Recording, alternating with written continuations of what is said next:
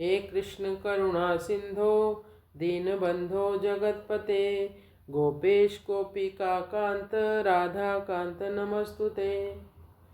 श्रीमद् भगवद गीता, इसमें भगवान अर्जुन को समझा ही रहे हैं। अभी तक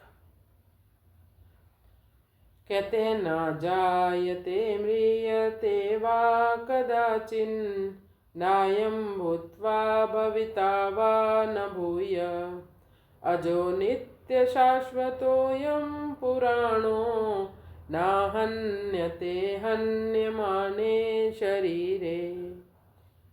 न जायते म्रियते वा कदाचिन नायं भूत्वा भविता वा न भूय अजो नित्य शाश्वतोऽयं पुराणो ना हन्यते हन्यमाने शरीरे। यहाँ पर भगवान आत्मा के लक्षणों का वर्णन कर रहे हैं। कहते हैं, न जायते जिसका जन्म ना हो, म्रियते वा कदाचिन आत्मा ना कभी जन्म लेती है ना ही मरती है, नायम भूत्वा आत्मा का ना कभी जन्म हुआ, भविता वा न भूय ना उत्पन्न होने वाली है। तो फिर क्या है इसके गुण? अजो यानी जन्म रहित है, अजन्मा है, नित्य मतलब ना इसमें कभी वृद्धि होती है ना ही कभी कमी आती है। शाश्वतोयम, अयम यानी आत्मा शाश्वत सदा रहने वाली है। जैसे शरीर है वो सदा नहीं रहता। आज के व्यक्ति की उम्र 100 वर्ष तक लगा लो, तो अगर कोई व्यक्ति 60 से 70 वर्ष तक जीवित रहे तो धीरे धीरे उसके शरीर में क्षय होना शुरू हो जाता है, शरीर कमज़ोर होने लगता है। लेकिन आत्मा का कोई क्षय नहीं होता, क्योंकि आत्मा शाश्वत है। आत्मा के ऊपर समय का कोई प्रभाव नहीं पड़ता।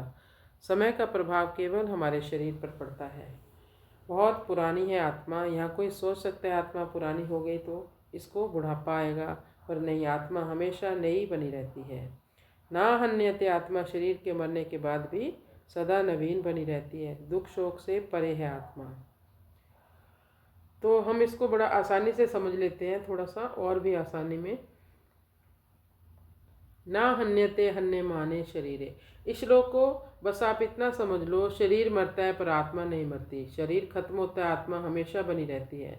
ना जायते जिसका जन्म ना हो, और आत्मा ना कभी जन्म लेती है ना ही मरती है। म्रियते वा कदाचिन, आत्मा कभी पैदा नहीं होती और कभी आत्मा मरती नहीं है। ऐसा नहीं है कि पहले वह नहीं थी और बाद में पैदा हो गई, या अब है और आगे चलकर ख़त्म हो जाएगी। आत्मा हमेशा से है और हमेशा रहेगी। वह अजन्मी है, सदा रहने वाली है, शाश्वत है, बहुत पुरानी है और कभी ख़त्म नहीं होने वाली है। शरीर के मरने या नष्ट होने पर आत्मा पर कोई प्रभाव नहीं पड़ता। जिस तरह कपड़े पुराने हो जाते हैं लेकिन इंसान वही रहता है, उसी तरह शरीर बदलता है, ख़त्म होता है, लेकिन आत्मा शाश्वत बनी रहती है, वैसी की वैसी बनी रहती है। बस इसको इतना आसानी से समझ लीजिए।